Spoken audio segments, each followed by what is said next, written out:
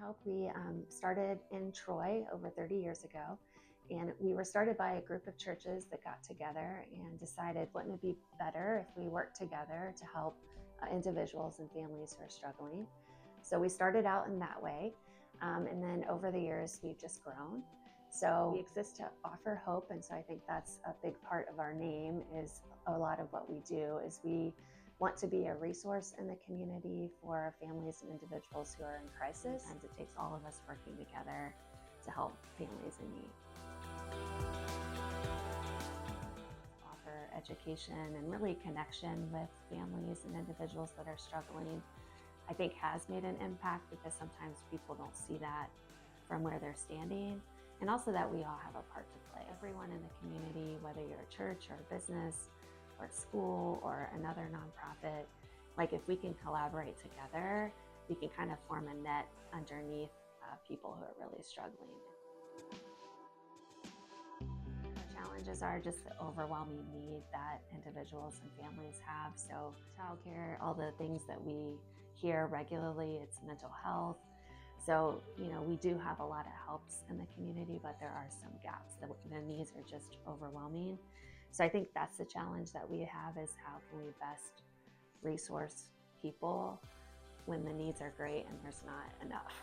So we try to stand in the gap and say, how can we creatively work together to try to help fill the gaps that we have.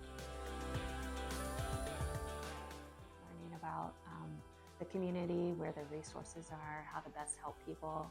I always tell groups that I talk to is that, inside your business or your church or your neighborhood or your family or wherever you are, there probably are people who are struggling that you know. And so I think one of the great things you can do is just educate yourself where those resources are. And then also, we really are looking for mentors, so people who will walk with individuals and families over time. We had a finance class this week, and we had a gentleman come in who has been coming through our relief services quite a bit, that we've tried to build a relationship with, we've tried to help. And he finally came into a finance class this past week. And for me, just getting to know him, to kind of see where he's at, to see him open up to being held accountable, to see him open up to more of a relationship.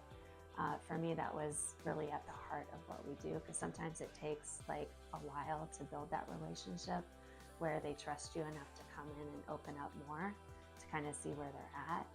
And I just have a lot of hope for him, and I think he has more hope for himself.